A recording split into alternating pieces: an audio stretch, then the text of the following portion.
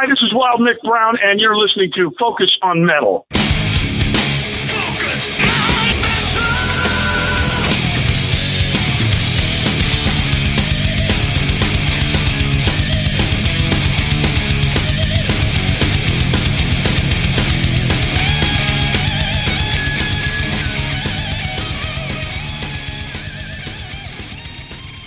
Hey, Metalhead, Scott Thompson here, welcoming you to another week of Focus on Metal. And this week, as I had talked about last week, we welcome back author Jim Santora. The last time we had Jim on the show, it was for the July 4th, 2019 episode 425, if you want to go up to focusonmetalpod.com with a little one we called Summer Reading Metal Edition. And on that one, he was double guesting with another one of our constant guest, author Martin Popoff. But for that one, in episode 425, he was on there for his book, Underrated Rock Book. And this week, Jim is back on with us talking about Underrated Rock Book 2.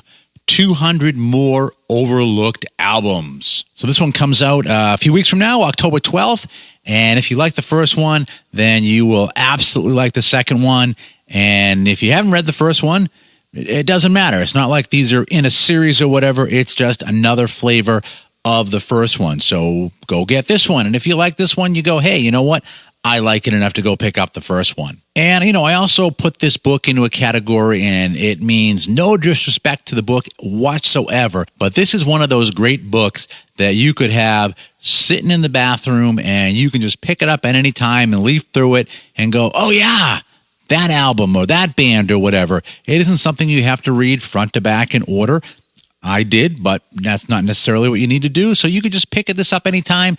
Jim likes to describe it in the interview as a coffee table book. It's good sitting on the coffee table. Someone picks it up, flips through it, sees something, sparks a discussion or memory, whatever. So either way, but a great book and a worthy successor to Underrated Rock Book. So that rather than just having me babble on about this, I think that we cover it pretty well in the interview. And amazingly, it's been quite a while, but actually, I'm doing the interview this week as well. Can you frickin' believe that? So out of my sort of self-imposed interview exile and bring you my interview with author Jim Santora. And as an added bonus, for the first time in God knows I don't know how long, I get to use this little bumper I made years ago.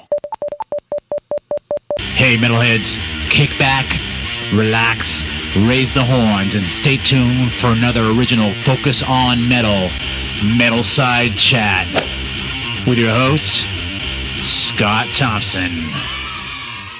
Hello? Hey, Jim, how we doing? Hey, Scott, how you doing? Okay. Good to hear from you. Yeah, you too. I can't believe I haven't talked to you since June of 2019, if you can believe that. Yeah. I could believe it. A lot of stuff going on between now and then. So. Yeah, and it was weird because, I reading the press release reminded me when the original book came out and stuff, and I was thinking, it couldn't have been that long. It couldn't have been back to 2018, but then I looked and I'm like, oh yeah, June of 2019 I talked to you. Yep. Yeah, great to talk to you again, and I'm definitely psyched that you've got a second edition of this. Yeah, I mean, this one obviously took a little bit longer to do than the first one for sure, but I took my time with it, and finally I made it. I mean, there was a lot of people that kept asking if there was going to be a second book, and then eventually I finally sat down and took care of it. So yeah, I don't want anybody asking me for a third book though, but Well, you've got enough bands in that list at the end. You certainly could get a third one out probably pretty easily. Yeah, well, it's funny. I should probably, the next book should be for the ones that I did not include in the first two books. I should just go and find an album from each artist. That would be interesting. So. There you go. So first off, I got to give you thanks for giving us a mention in the credits up in the front. I really appreciate that. That meant a lot to me. Absolutely. So I definitely appreciate that. And, I got to tell you, I don't think I told you this the first time that I was talking to you, too. One thing I really love about these books, and I think it hit me more weirdly with this one than it did the first one is way back when I was playing in bands all the time. I had one band where we kind of had this bizarre motto that we were obviously shit-faced the night we thought of it, but it was kind of like 1,001 of your patriotic favorites that you've completely forgotten about. And the whole thing with the band was that, and you know from playing bands too, that a lot of times if you've got originals, you got to do I'm going to play almost all covers, and I'm going to throw a little bit of my originals in here as well. Right. Yeah, and especially both of us, we're on the East Coast. We've had this, we know what this scene is like. And, and I just remember that I used to have this thing where we wanted to make it like we would play not just the regular covers everybody was playing. They were covers, but they would be the thing that everybody would listen to and go, oh, shit, I remember that song. I love that song. Yeah. And reading through the ones in this one, it really hit me. And the other part of it, too, was the other band that we used to play a lot with, this other band where their guitar player used to do all of our would engineer our albums and our live shows, and we would do road crew for their band. And their wrap-up song was Head East's Never Been Any Reason. And I noticed that Head East made your list at the end. And but that was another one where people would, you just forget about that song, and all of a sudden they would blow this thing out at the end, and everyone would lock into it. And for some reason, this second book really brought me back to that whole concept of, wanting to do those songs that everyone would go, oh yeah, I remember that song. And I think maybe it's the selections you had in here. Yeah, well, I will say that after the first one had been out for a while, and I sit there and would read the different reviews and stuff. And it was interesting when there was one guy put on an Amazon review, he put a just some long review and just said, the one thing he said was dig deeper is what he said. Like it was like a 2-star rating or whatever. And then he mentioned a couple bands, and I was like sitting there thinking yeah, okay. And then I would listen to him, and I was like, no, they're not making the book, right? But it was like his opinion. But then he was like, dig deeper. At one point, the working title of the book was called A Deeper Dig, and literally,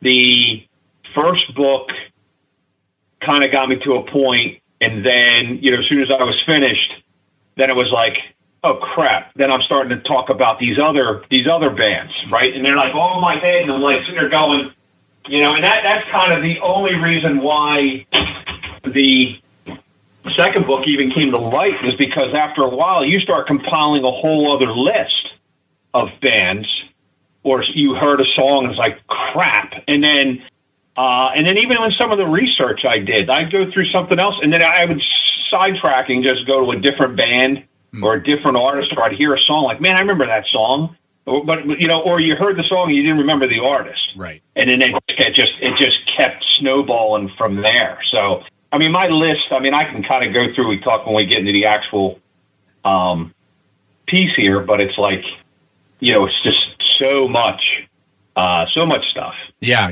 definitely. Yeah. And the other part too, I think, is that I look at a lot of what you have in here, and it's crazy too that you've got 200. Basically underrated rock releases, and you fit them all within 164 pages, which is incredible as it was, that you kept being pretty succinct about it. But that I also look at it too of like you, I used to be on terrestrial radio, and I look at a lot of these and go, yeah, these are the kind of things too that when I had my show that I could be, it wasn't quite a way deep cut, but it was a deeper cut than a lot of things that were getting played at the time. And I kind of see it this way too. So when you tell me somebody gives you a 2-star review and says, dig deeper, that's kind of to me, it's kind of more of a easy to say elitist comment more than a real good, helpful feedback. Yeah. And again, I always will throw in there that there's a disclaimer. The whole point of the book is it's a talking piece, and it's a debate piece. And I would love to have I love to have people sit there and tell me, hey, you picked the wrong album, right? Well, why is one album from this band do you feel is more underrated than something else? And it probably and everybody would have valid arguments about it, and everybody could agree to disagree, right? So, there's that piece to it. And, the other thing with this book, and even though I called it Underrated Rock Book 2, but, and instead of the number 2, I used the word 2, because really you could start it either. You could start either way on if you didn't have the first book and you start with the second, you could easily go back to the first book. Yep. Because I don't think there's a right or wrong, because the first one just said, it's 200 overlooked albums.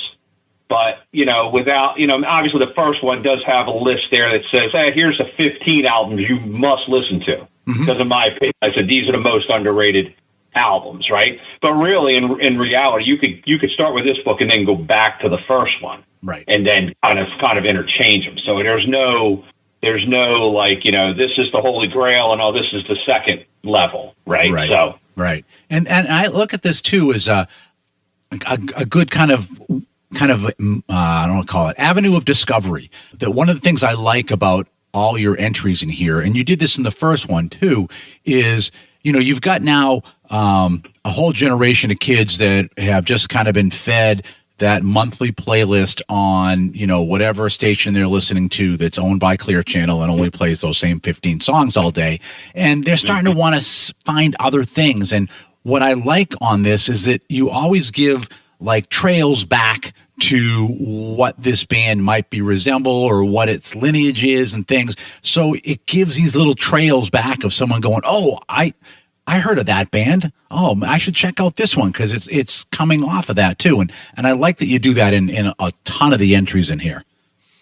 Yeah, well, I mean, there's some points here where you got to kind of look at the history or the bands that kind of the time frame of where those bands were and who were some of the other bands. Like you may have heard of the top bands that were obviously getting played on the radio or being on MTV. But then, here's this other lesser known band that probably should have, if it wasn't for those bands, maybe could have been a little bit bigger. So it's kind of going through that and then also kind of tying back some history, kind of going back, especially when you have, artists where, maybe an artist that was doing something else and then they got into this other band, whether it was a super group or whether it was, a spin-off of another band or even some of the solo projects, for example. Right. Where you have somebody that just kind of steps out on his own after being in a band for the last, 20 years or whatever, and then kind of steps on his own and does his or her own thing. So, Right.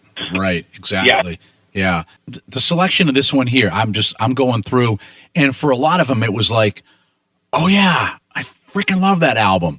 Or it was like, do I remember that one? But this one, yeah, it provoked a lot of thoughts, and it actually kicked off really early too, because you have Airborne, Running Wild. When that album came out, that thing was just freaking awesome, and you really did kind of lay that in too, where you put that statement in that somewhere between AC/DC and the Angels is Airborne. And you might toss it up and say it's the Angels or it's Rose Tattoo but I mean, it perfectly succinctly sticks where these guys were in and the energy and stuff that they had on that album. And I was like, okay, I'm fully in. As soon as I heard that, I'm locked into this book. And I read the whole thing one shot. Once that locked me in, I was done. Yeah, I mean, and just taking that one album as one of many examples that you can kind of pull from this book, and and the things that I look at when and even if it's a band like Airborne, where I remember the first time I heard that band, and then went and picked up the CD, cranked this thing up, and you're just kind of blown away by the sound. And you kind of sit there and go like, where do they get this from? Like, obviously it's an Australian thing, right? It's a AC/DC thing, and if you really read the stories about a lot of bands, I remember some article where a lot of bands, even talking about like Midnight Oil and things like that, where they all kind of have, even though they may not sound like AC/DC, they all have the same like the vibe of, like their sounds, right? And maybe that's just, maybe that's just being in Australia and being part of that music scene. But yeah, that's just one of many examples of where, me listening, for years and years of music, and then, kind of going back and even in a lot of the research, I could listen to a band like Airborne and then find some other band, right? That all of a sudden, like, wow, why haven't I heard this before? Right. And that's kind of the thing about the beauty of this book. And even from the first book was just the matter of not so much of the bands that I knew and the bands I've heard of, but even the ones that then caught my attention. And then it was like, wow, why didn't I hear about this band 20 years ago or 30 years ago or 40 years ago for that matter, right? So, and then there was even some that are even within the last 10 years, there was some bands that kind of pop in there like, wow, I'm surprised that this band isn't as big or should be bigger than what they are. Some of them are one and done. That's a great album, but then stuff happens. They tend to break up, or never get an opportunity to put out a second release or whatever it is, and it's a shame, because then not anybody gets the opportunities to get to listen to this band. So hopefully people when they pick up these books, and then especially this new one, and sit there and give these bands an opportunity to listen. And that's kind of the whole point of the books in general, is that you can kind of sit there and go in and go through each one of these. And then if you're not familiar with them, and I'm not asking anybody to go run out and, all of a sudden bulk up their CD or album collections for stuff, because some of this stuff you can't even find. Mm-hmm. Or if you could find it, some of them, when you do find them, they're, rarities that are $100, $200, right? Yeah. To go pick up for a CD and stuff. But, hey, if you find them on Spotify, or if you have the opportunity to kind of sit there, read, listen, and then kind of decide for yourself, man, that's pretty cool. There's some pretty cool stuff here. Maybe I want to go look for that and add that to my collection. Yeah. And if the books do that, then they are really doing its job, because, then there's a musical appreciation for somebody that A, enjoys music enough that they want to pick up this book, and then B, be able to then take that and go to the next level, right? Listen to it, appreciate it to the point where they'll actually go out and search it and add it to their collection, tell their friends, all that kind of stuff. Yeah. So like one of them that you talk about stuff like that's in here is Black Tide with Light from Above. When that album came out, I played that thing till I think my kids were ready to kill me. And I absolutely just loved that album. And it's one of these things too, where it's going to be really hard to find now, because they don't continue to press all the time. And I don't think that my ex-wife is ever going to hand it over to me. So it's kind of like crap. And I think that's one of these ones where I am going to have to do some searching and hopefully find a copy of it. But yeah, that's another one that popped up to me. It was like, oh my God. Yeah. And no lie, it was weeks and weeks of literally that was always in the car playing all the time. Just that band came out of nowhere, and it was incredible. So it was great to see it in the book.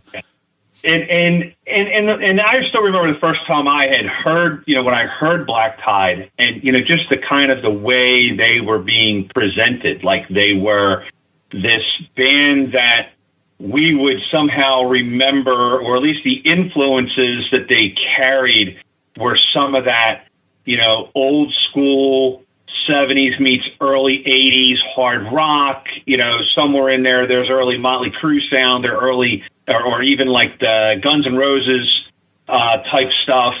And, when you really listen to them, you're like, wow, this is great. And then even to find out that these guys are barely, out of high school. Right. That they're like the youngest member at the time was maybe 14, 15 years old. And there's, we have plenty of examples of bands that were that young that were, got a lot of buzz or successful. Another band that I'll mention, like Silverchair, was the same way in the 90s when they came in and they just kind of destroyed. And then when you found that the guys were like 14, 15 years old, you were completely blown away. Like, wow, I can't believe these guys are playing like this. And Another great band to mention here is, of course, San Francisco's own Death Angel. Black Tide was like that. I still remember seeing Black Tide live, doing the stuff off of here, and people were just eating it up. It was amazing. And I thought the ceiling was so high for this band. And then, fast forward a few years later, and they're playing like one of the festival shows that's out there, and like the next thing you know, they kind of like turned around and kind of became what, I don't know even know if it was, I guess they kind of got like a metalcore thing and stuff like that. And it's just like, when you saw what they did, with Light from Above, and then you fast forward a few years later, and now they're kind of in the scene that's kind of already going on. It's like, whoa, what just happened here, right? And I think that kind of is what kind of lost me on that band, because there was so much of a ceiling where this album and this band in general should have been so much bigger than what they were, because, in a sea of bands that were still kind of, I guess you kind of had still up a post-grunge and a metalcore and some other types of, stuff as far as metal and hard rock would go. They kind of came in and, almost like, around the same time as Airborne, right? Airborne comes in and they kind of have that AC/DC kick-ass style. Black Tide comes in and says, hey, we got this, we kind of got this early hard rock style, and it's in your face and all that stuff. And I think there was a huge market for that.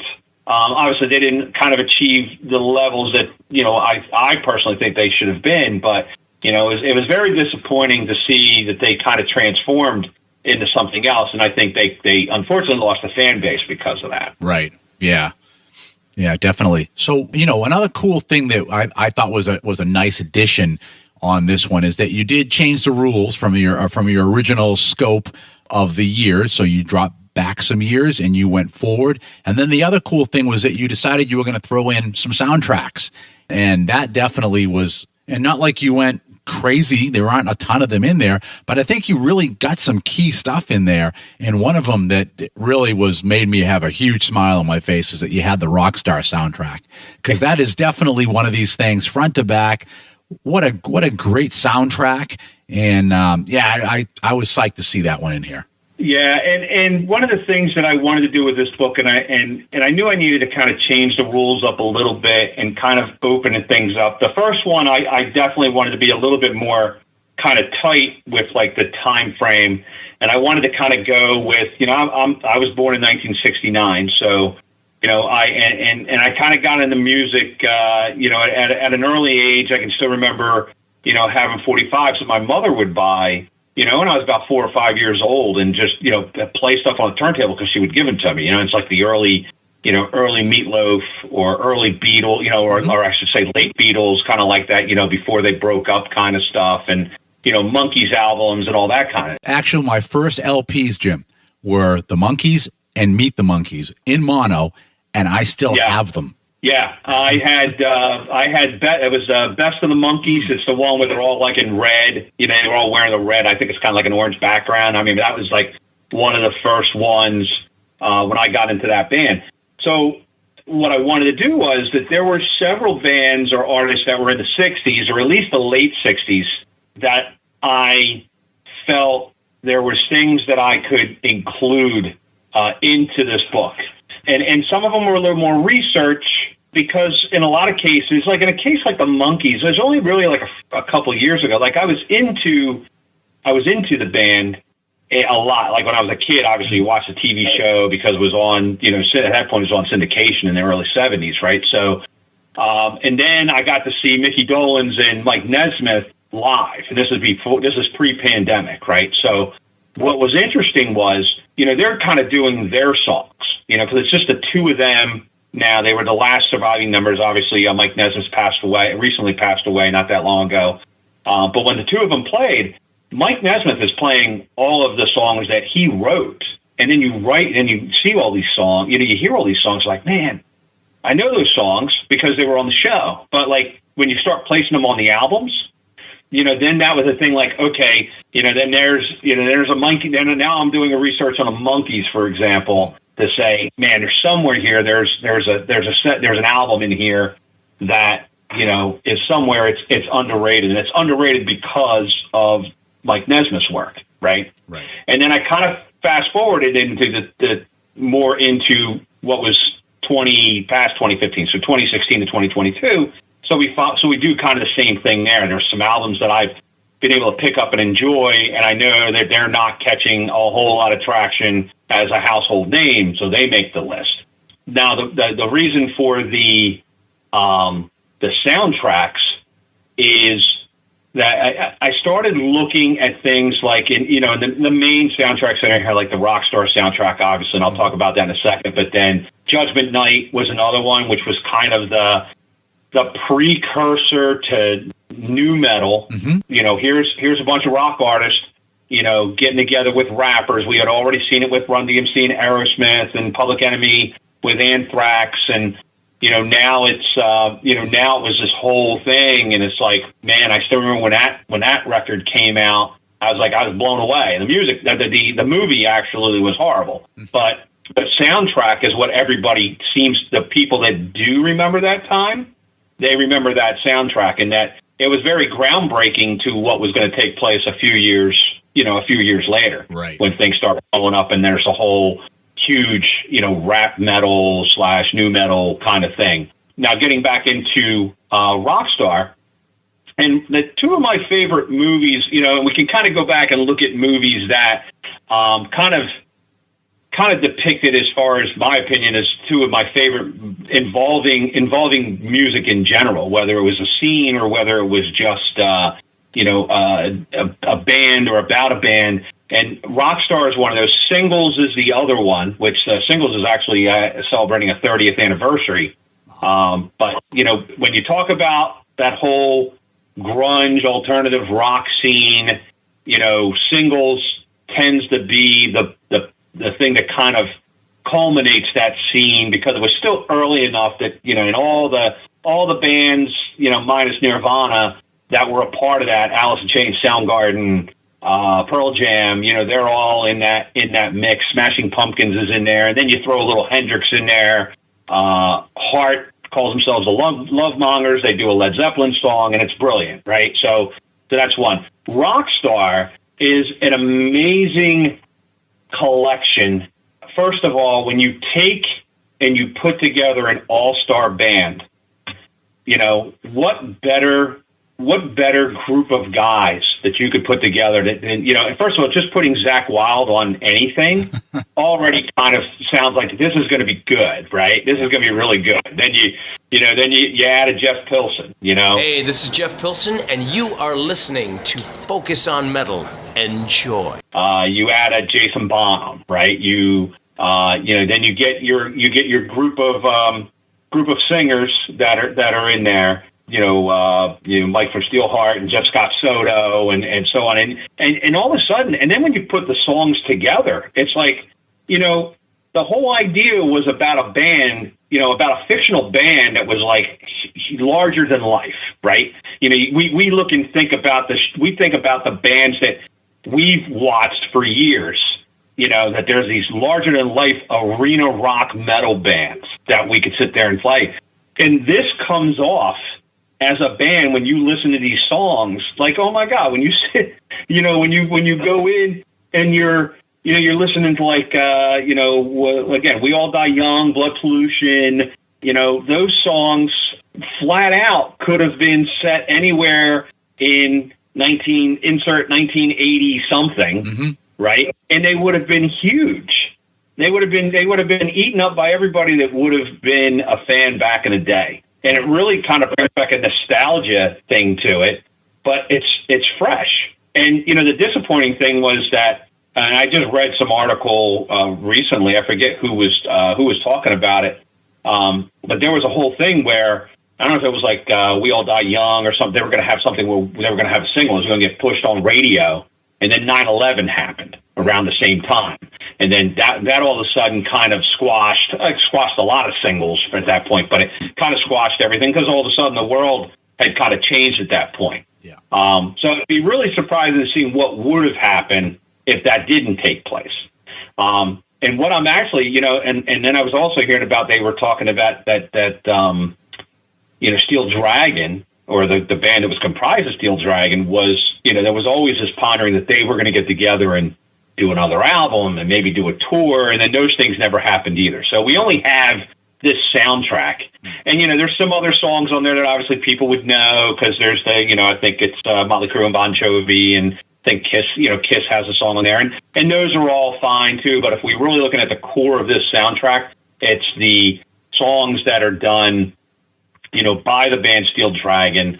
The one song that's done by Everclear, I think is tremendous. So so there's a whole collection of stuff there. It's still one of those albums that, when I flip through, I'll pull that out just because of how great it sounds. Those Steel Dragon songs are incredible. Exactly. And that's actually, you echo how I feel about it too, which is that, the other stuff was like, it was the Steel Dragon stuff that was more of the, wow, this is just really good.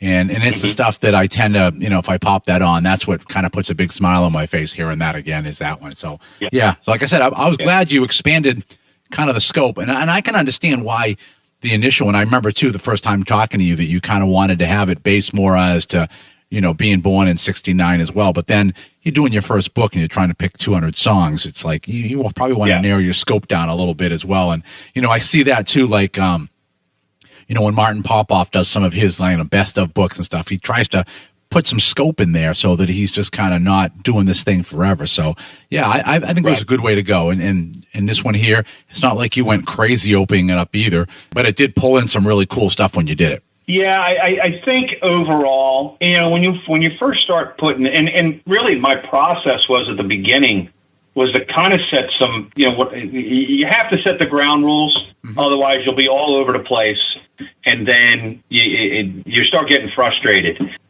So if you kind of keep it to a certain set of rules, and the same thing, like it was, if I have 200 artists, I want to make sure that I don't keep going to the same, obviously the same artist. So obviously nobody in the first book is going to be in the second book. But, there are some things where if, we have solo stars, like, for example, Robin Zander, for example. So Cheap Trick's All Shook Up was in the first book.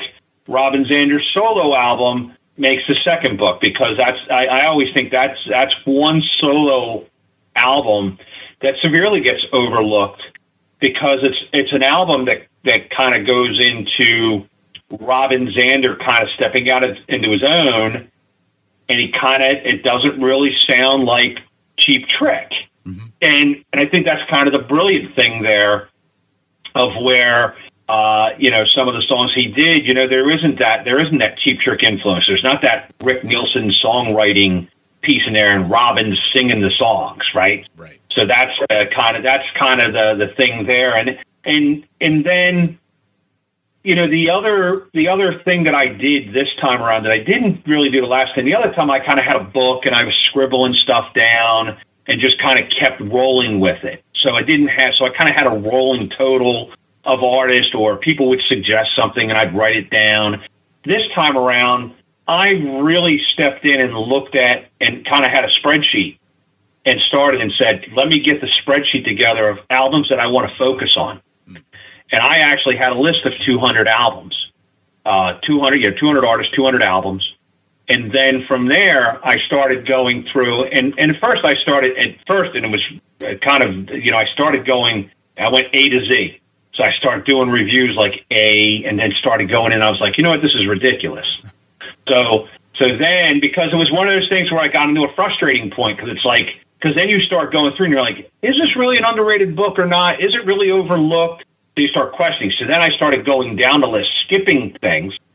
And then as I kept doing that, I would then either remember another artist or an album after listening to somebody else. And then I would put them at the bottom of the list. So then once I worked my way down, now I had all these other records. And then I started going through that. And it was actually a really good exercise, because as I continued to add stuff, then my original 200 that I had on that list, a lot of those did not make it. And it was actually good that happened, because had I continued to go through that list, I definitely would have missed a lot of things because really the one thing that's really hard about doing, because it's really, when you really look at it, it's really an exercise, and I've actually been able to do this exercise twice now, but it's really hard to kind of pinpoint because there's so much music out there, and then you try to, gather all that information. And like we had just said earlier, talking about the list of artists that didn't make the list, right? And if I could put the two lists together between the two books, I might have close to 200 artists that I could sit there and say, you know what? And actually, some of the ones in the first book did make it to the second book.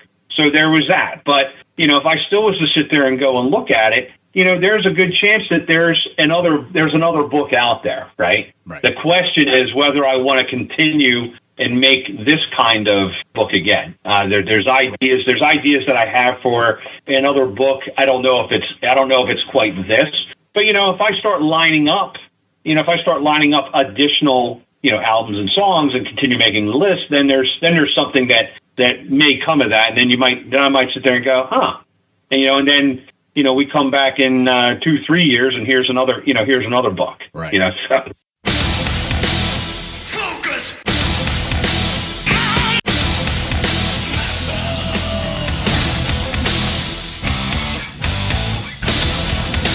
I think the other thing too on this is that, and I appreciate it because of having written album reviews. I look at this and go, holy crap, you just did 200. Now you've done another 200. And when I go from one to the next, none of these are cookie cutter. You don't fall into any ruts at all between one to the next. And that was always something that was a challenge for me when you're doing album reviews. It's like, am I using the same adjective again in my third straight review?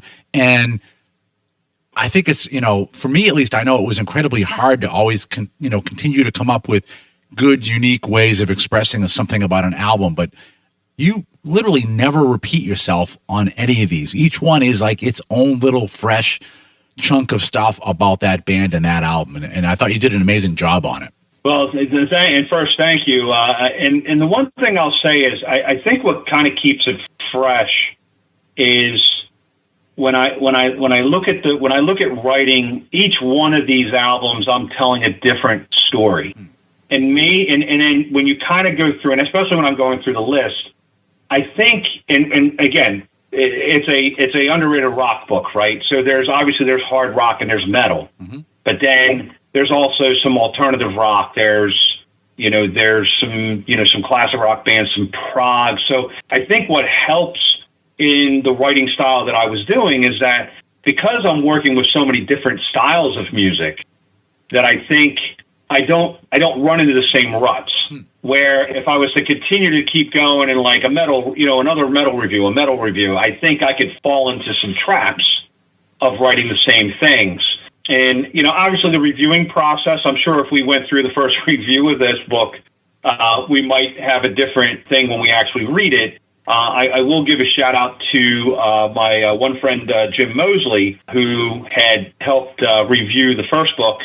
And then also he reviewed Underrated Rock Book 2 as well. And his feedback was tremendous because he actually would read certain things and say, I think you want to say this. And then I'd sit there and I'd read what he said and I'd be like, yeah, you're right. And there was also some points when he was doing some reviews, I was already going back and re-editing some stuff. And then he would, he'd have his review. So he had a copy of the book and went through and red marked everything. He's a school teacher. So it was funny to sit there and see all the red marks in the book, and sit there. I'm just glad he just didn't put a grade on it for me. But it was great to see some of the things that he was suggesting. And then I had already made a change. So we were already on the same wavelength there. Yeah. Because we were already thinking about that. But, there was a lot of stuff that I had changed because, there were some times where I did use the same words. And then it was like, okay, I got to kind of come up with something else because otherwise you're kind of getting into that habit of kind of repeating yourself. And then it kind of gets a little mundane, right? And then somebody reading it, might sit there and go, saying that word again, or, you know what I mean? So, So trying to keep, try to keep the book fresh, and I think the combination of having some good people that kind of have the same thought process, because especially not just that he was a teacher and that kind of stuff, but he also was a fan of a lot of the bands that also made this list. Right. So there was an interest there of him as he's reading it. And then, even suggestions he put in there, like, man, I love this album, this kind of stuff. So it was kind of good to see that I was hitting all the right buttons with somebody that could just be, a potential person that would read this book. And that was good to see also. Yeah. And I got to say too, that, between what you did and what Jim did, because I have this habit and I drive people crazy with it. And sometimes it's handy, but I do tend to proofread as I'm reading. And I've had, a lot of books that I've read over the last couple years that even through like major houses, and I read through and I'm thinking, how do they let this get through? Sometimes it's like a really bad usage or a horrible spelling error or just ridiculous stuff. But yeah, I couldn't. And not that I was looking for it. Like I said, it just naturally, I do it. Yeah. Nothing. It was like, I couldn't find anything. And that was something that was like, wow, this is really nice. Because for me, and again, it's me, but it makes it like a jarring reading experience when you like consistently have a lot of those things happening. I bought a book probably last year. It was about the history of Kramer and the great content in it. But the horrible part was all of the grammar and spelling errors in it really took away from everything in the book. Yeah. And, I think I look at when I start reading books now, especially after I wrote the first one, and then even working on this one, I think before I just used to read and not pick up a lot of the casual mistakes that would go through. Mm-hmm. I mean, I think obviously a lot of books, especially when they go through like a big publisher and stuff. I mean, mine's independently, I'm not through a publisher or anything like that. But, it's interesting, even like we mentioned Martin Popoff, and Martin's a tremendous writer, right? But even I picked up a book not that long ago. There was a Rush album by album book that he did. Yep. And I remember I started reading it, and like I read one part, and I looked at it, I was like, oh my God, there's like some sort of, I don't even know if it was a spelling, but some sort of grammatical error. And then it was like another grammatical error. And I'm sitting there thinking, wait a minute, this is Martin Popoff. How can this happen, right? Yeah. Because I've read so many other things of his, and, I never like noticed that stuff. But, at the end of the day, we're all human. Mm-hmm. And, you're going to see, some people are going to see things, and I'm sure people are going to pick up stuff in my book and sit there and say, that's grammatically incorrect. Because, and I had that in reviews, people, like all of a sudden they were eighth grade English teacher, and they're critiquing the writing style, and some of that stuff I sit there and think like, listen, I'm I'm not the greatest Rhodes scholar, right? But I think I could put a couple sentences or two together, and the things I liked, a lot of the compliments that I got from the first book was where people that had read the book and then reviewed it said, that that it was written well, right? That it was written well, or they liked the style of how I did it. Right. The complex, not complex, but putting together 300 word reviews, really kind of stands with people. And it's kind of like that. This is kind of like a coffee table book where you can kind of just flip to any page and then go and say, oh, okay, hey, here's Monster Magnet, Dopes of Infinity, right? Just read the information from there. And you can kind of flip through. I had another friend that had gone through the first book, and he waited a couple years. Like, he didn't pick up the book right away, and then he picked it up. And he went through it. He literally went through it page by page. And he told me it took him almost 2 months to go through the book. Because he read about an album or read about an artist, and then he would go and he would find it. Wow. And I thought this was the best example of how this book should be handled, where you sit there and you go to the first one, and then he played it, and then what happened was then he got sidetracked, because then when he liked something, and then he saw that the band or artist had 10 more albums, or, you know, a couple new albums, or, you know, stuff that they had, you know, a few years ago, you know, before that. And then all of a sudden now he's engrossed in listening to that. Right. You know, and that's kind of the great thing that's about this book, that you could sit there and go through it and say, wow, you know, if I could flip through here and say, you know, I could pick, you know, if I didn't know anything about Metallica, you know, but I sit there and, you know, I put Death Magnetics in the book. Mm-hmm. You know, if I didn't know anything about Metallica, then all of a sudden I listen to it and I'm like, oh crap, these guys have been around since 1981. I didn't know that. Hey, let me go back and listen to their whole back catalog. Right. And then, you know, kind of go through there. But that's the great part of doing this, because I think what it does, and actually what I've also seen, because I've been where I've had some people that were adult, you know, there's adult people like me and you know, telling me, hey, can I get a copy of that book? You know, I want to, you know, because they want to get an autographed copy, but they don't even want it for them. They want it for their son. Yeah. You know, because their son's into music, he's playing an instrument, you know, that kind of stuff. And, you know, and so now they're giving it to, you know, to their 17-year-old kid or their 12-year-old kid that's learning guitar, you know, because obviously there's an interest in, like, hey, you know what, maybe they'll be even more influenced by, you know, reading about some of these artists and then going back and listening, you know, to those songs and really becoming engaged. And I think that's the really cool thing too, that it's just not a book that just, you know, fans of, you know, some of these bands or music collectors. I think there's a lot where some younger people can, you know, kind of, you know, they're into rock. They may not be into the newer stuff that's going on right now. And actually, you'll see that there's plenty of young kids out there that are driven to, you know, things that came out in the 80s and the 90s and even the 70s, mm-hmm. just because they're just not into, you know, the scene that it is now, which is mostly, you know, it's a lot of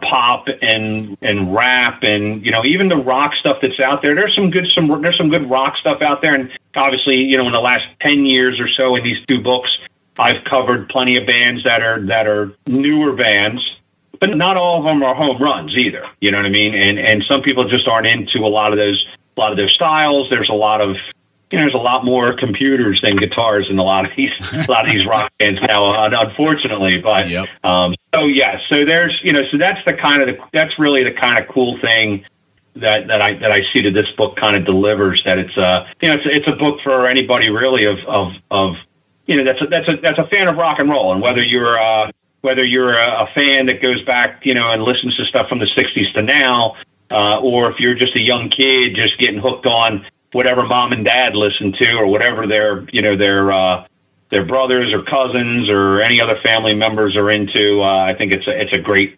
research book for them.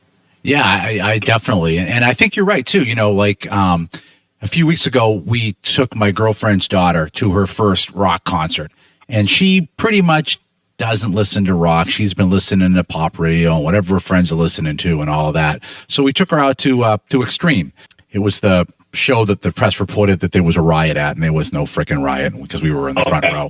But she, you know, she'd never been to a rock show, and she came out with like, well, did you like it? And big smile on her face, and it's like, yeah. And we hopped in the car like the next week, and she wanted to hook her iPhone up to my truck's radio. And the first song out of her iPhone was the Deftones. And it was like, damn, where'd that come from? So it kind of sparked her to kind of, hey, I'm going to go listen to a few other things that these guys are listening to. And that's great. I love to see that. And obviously she doesn't abandon everything else that she's been listening to, but at least it made her go, oh, wow, I discovered this new thing. I felt pretty good listening to it. Let me check out some more of it. Yeah, and you know, the one amazing thing is, I mean, there's so much music out there, and I think as far as American radio goes, it's very hard to find some good rock stations. Oh yeah, it's dead for us on the East Coast. It's a wasteland. Yeah. There's still some like great indie stations like out in Texas and stuff, but here you're right. It's a wasteland. Yeah, and it's like, you could, I mean, obviously there's a lot of good internet radio stations out there. There's podcasts, like yourself that, kind of still continue to carry the torch and spread the word and all that kind of stuff. But it's like, where are the avenues? And that was another thing, like with this book, because even the first one, when I said, rock is not dead, right? You just got to find, where the rock is, right? And it's like, and I almost kind of look at this as like if you were an archaeologist and you were trying to look for dinosaur bones or whatever it is, this is the rock. This is the rock that you're going to kind of, crack the earth and see what shakes out. Yeah. And, and with my kids, and my kids are older. I have a 21-year-old daughter. I have a 25-year-old son, but both of them got into more rock music during the time, and a lot of it was, when I would have them, because it was me and my first wife, we'd split up, so of course I had time with them, and a lot of that time was spent going into my record collection and pulling out an Iron Maiden greatest hits, or pulling out the, Meteora from Linkin Park and things like that. Yeah. And my son, my first concert, the first concerts, he wanted to go, Green Day, right? Take him to see Green Day. Then he wanted to go see Slipknot. And then he got hooked on, he comes to me one day and starts playing a song, Welcome Home, from Coheed and Cambria. Which I didn't introduce him to. It was great, because now he wanted to go see them, right? So now it's like, I got a son that's a rocker. He's into all this stuff. And, then he got into even some of the older stuff. He would say, hey, I found this cool song. And it would be like, something from Blue Oyster Cult, or something from, Quiet Riot, or, Warrant, right? And it's like, wow, I didn't introduce him to those bands either. But, those... he kind of had this track of stuff, and he kind of leans towards more the classic stuff. He likes a lot of 90s and a lot of alternative stuff now, but, that's what it was. My daughter, she was always kind of into all the newer rock, emo screamo kind of type scene. But it was funny, one time she put her iPod in on my car, because she wanted to listen to some tunes. And the next thing you know, like a Misfits song comes on, and I'm sitting there and I'm going, and I'm like, "You like the Misfits?" And she's like, "Yeah." And I'm sitting there going, these guys are like from when I was in school, right? And she's like, "Yeah." She's like, "Yeah, I know." She goes, "They've been around for a while." So, it's great to kind of influence, when they're influencing the rock, and it's, and rock is a different animal. Mm-hmm. I mean, it's different from pop music, and it's, and it always has been, and it's always been, kind of that thing. I mean, when we look at like some of the rock bands now, and we see how they're not the focus anymore. Right. The focus is on all these other artists that I don't know. I call them all like drone music, because to me it's all this auto tune, and it really does, like, I don't really kind of get it. And every once in a while there might be a song that's on that pop side, or even like maybe more on the alternative rock side, that kind of generates something where I'd be interested in it. But most of it's all kind of the same thing. Yeah. When you listen to a lot of those bands, are all kind of the same thing, or a variation of the same thing. The clever thing about like the rock bands, you could kind of differentiate between, all the bands. Like if I look at all the bands in the book, they're all kind of variations of different styles. Mm-hmm. And even when they kind of cross into the same style, like if we could sit there and talk about, and we've talked about AC/DC, and then you talk about like an Airborne, but then like I have like Rhino Bucket is in the book, and then like, they're all different variations that sound like AC/DC, but none of them really sound like AC/DC. Right. You know what I'm saying? Like they kind of have their own little thing that's going, and that's always kind of the cool thing of how like rock music is that, I mean, are there bands that are kind of cookie cutter, kind of sound like the same thing. I always argued about I know Greta Van Fleet always gets a lot of flack because they sound like they're like the Led Zeppelin clones. I personally like the band. I think there's something about them that makes them stand out, that people are drawn to them. But if I let my wife listen to, she hears a Greta Van Fleet song, she'll immediately point out and say, they kind of remind me of the Black Crowes. And I'm kind of like, I got to sit there and take a step back and think about it. And like, yeah, you know what?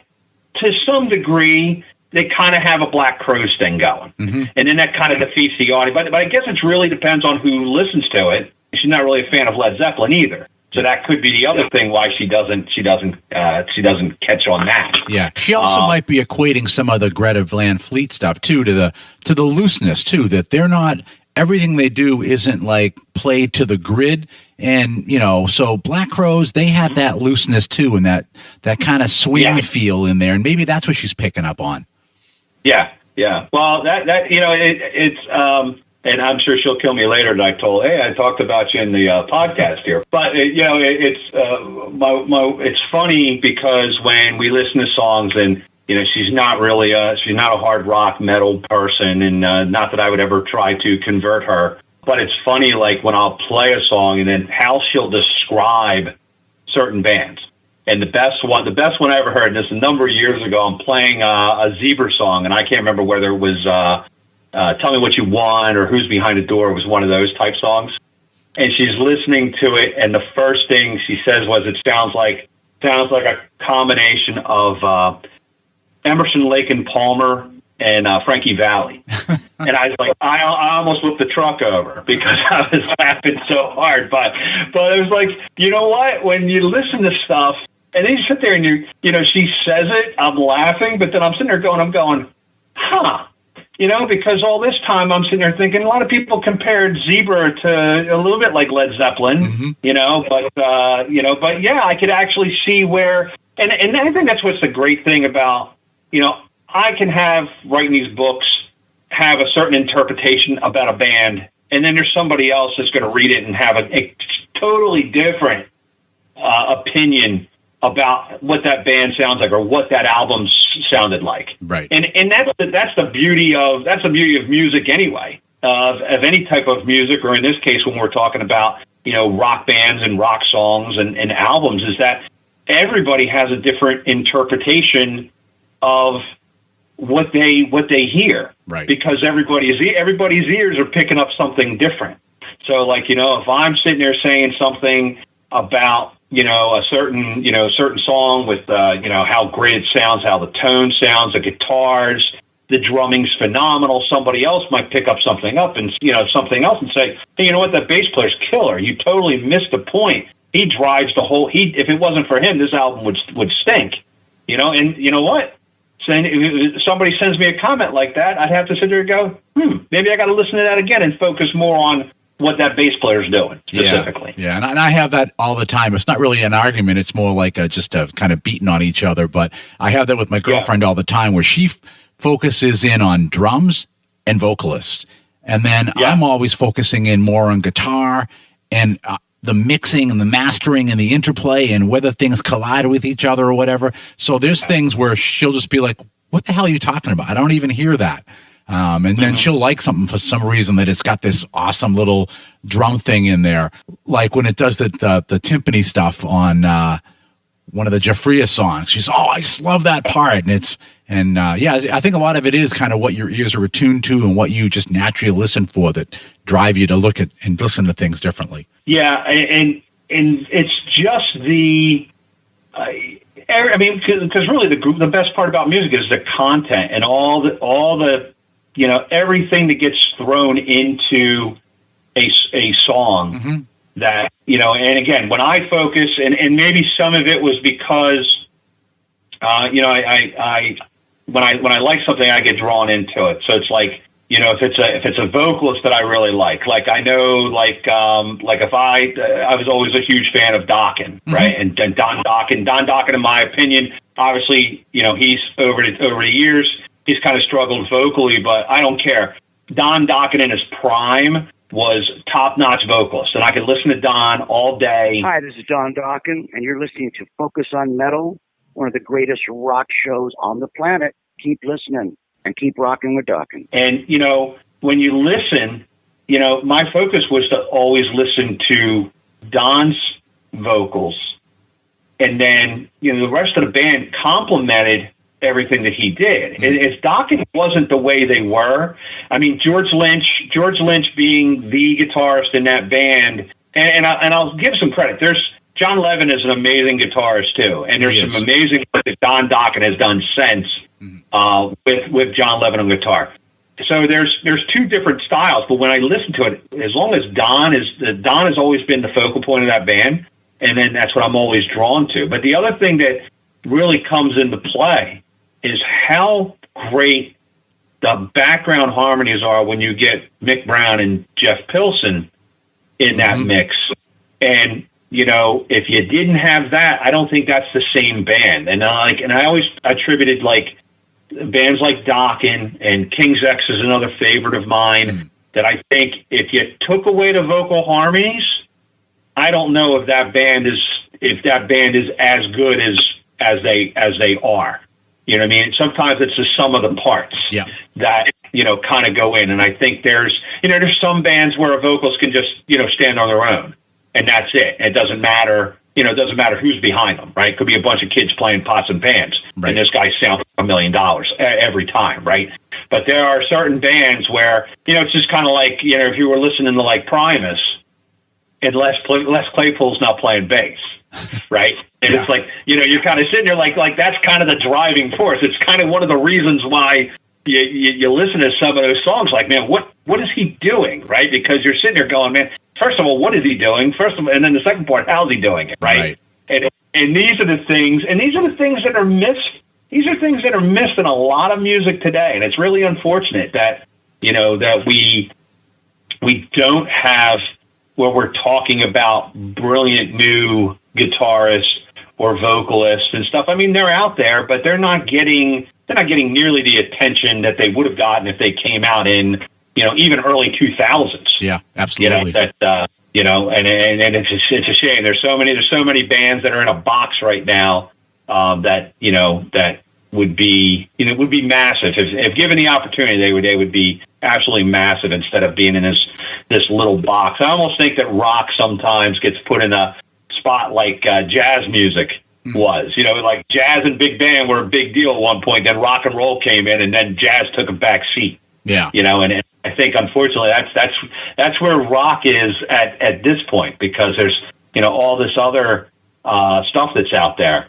Like country music's always been out there, right? But now even country's kind of gone more into the pop and the hip hop and all that stuff. So, but that's why you see some of these rock bands now, really kind of going into, kind of meshing in with the, kind of like how the rock artists would bring the rap artists in back in the day. Now you're starting to see some of these pop artists actually kind of branch out into the rock world, right? And so now we're seeing that kind of thing. And I know there's a lot of people that are, not really enjoying that much, but there's some things to be said about that if keeping rock alive means that pop artists need to jump ship and kind of do rock style albums or hard rock albums, it might be a trend. It might be a trend. Obviously, the word is still out on whether that's going to be successful or not. But it is worth a shot. I mean, rock artists have always been crossing over to pop, so why wouldn't it be the other way around? So. Right. One other thing I just want to point out too is the cover. I thought the cover was really, really well done. And I looked at it and I, from kind of put the graphic designer hat on, and it's like, okay, so, you got that record coming out of the sleeve, and it must have been interesting when that got designed to be like, okay, so I know that to make this thing a rectangular book, I probably don't want to have, and I need to have enough space to write everything. So I'm going to make this album cover it's not going to be square. We're going to be a little bit more rectangular. So it goes away from your traditional look. But if you look really quick, you don't notice it. It's just this like really clever thing that looks like an album falling out of a sleeve. I thought it was really well done. Yeah, and I'll give some credit out to Kevin McElroy from McElroy Creative Media.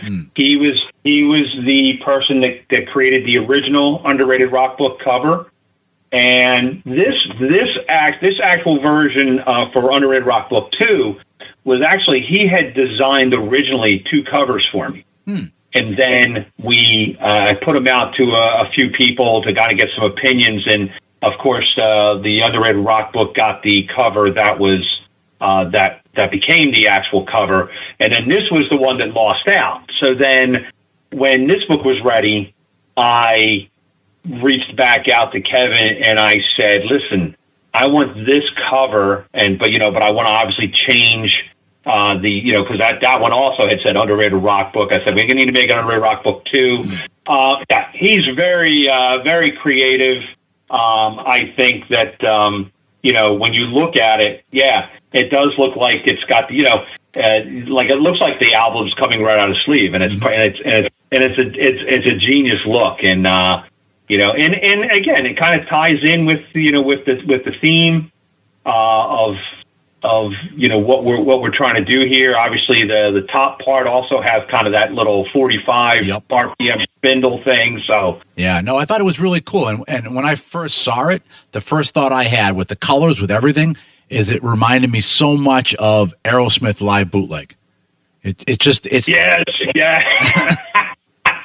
And now that you're saying it, I'm sitting there going, yeah, because.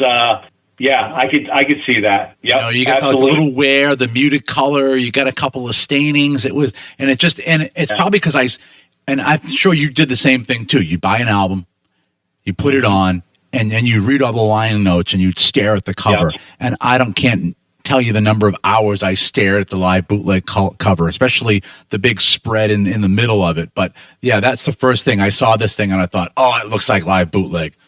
Yeah, well, even in the 2 section, the wings kind of give it off like it's a true, like it's yeah. So, but yeah, it's definitely I mean, everything about the book and everybody that's kind of put their stuff together, it's been great, and I appreciate everybody that's been a part of this.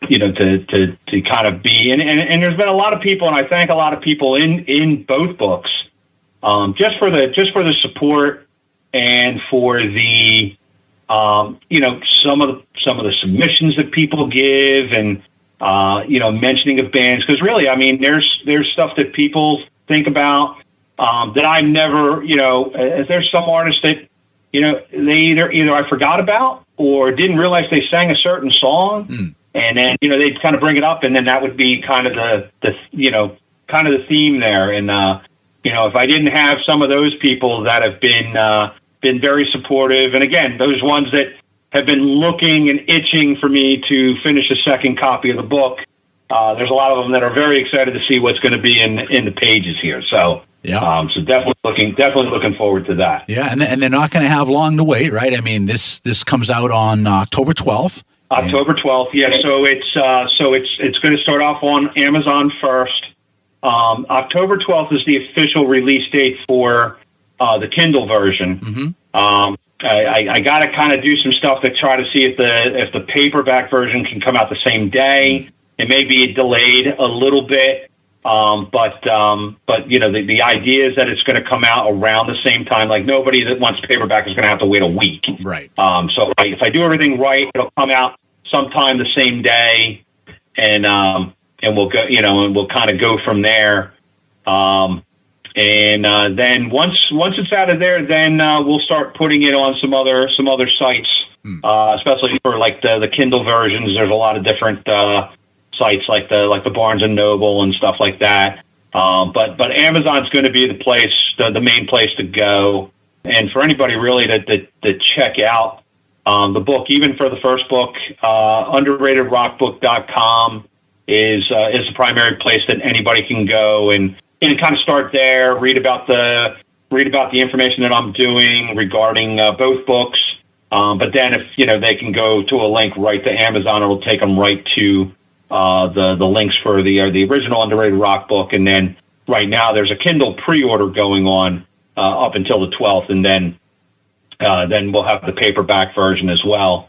But also if you go into Amazon, you just type in Underrated Rock book or Underrated Rock book 2, the information will come up there as well. Right. Yeah. And it would almost be ironic that if the paperback got delayed, because I know that when I'm ordering physical media, and I still order a ton of it, it seems like with the plants being overwhelmed that if I order vinyl, it's going to be weeks. In some cases, it's actually been months before I eventually get the vinyl. But the CD, it comes in pretty much right on that Friday release date.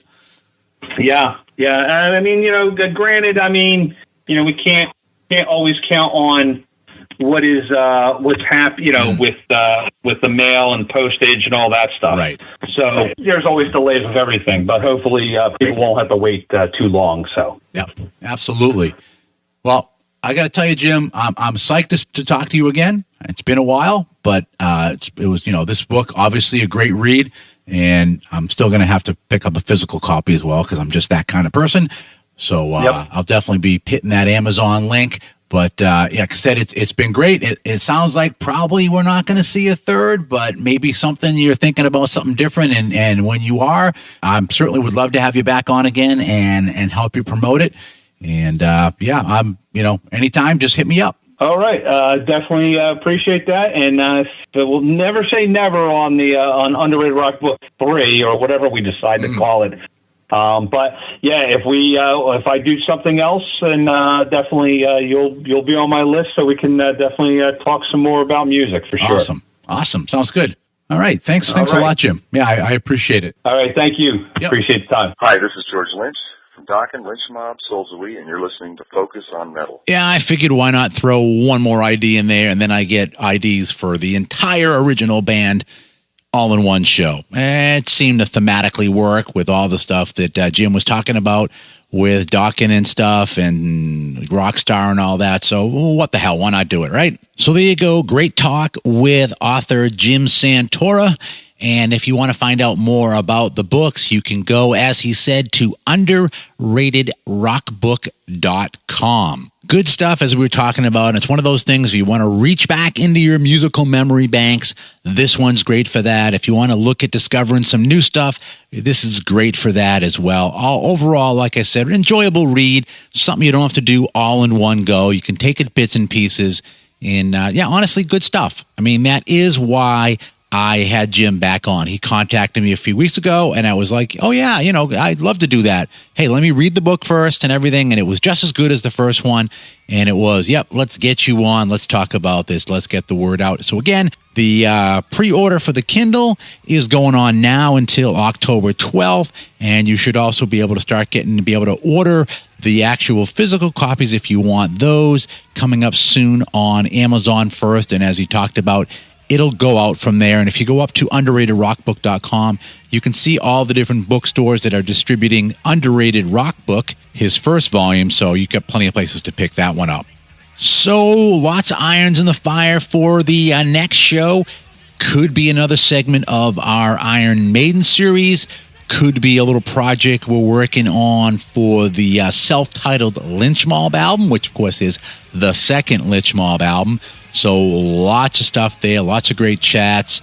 Not sure what we're doing for the next one. And, hey, in the meantime, between now and then, something else could creep in as well.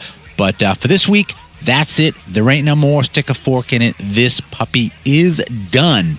So for myself, Richie, and everybody else here at Focus on Metal, have yourselves a great metal week. And until we talk to you again next time, remember, Focus on Metal. Everything else is insignificant.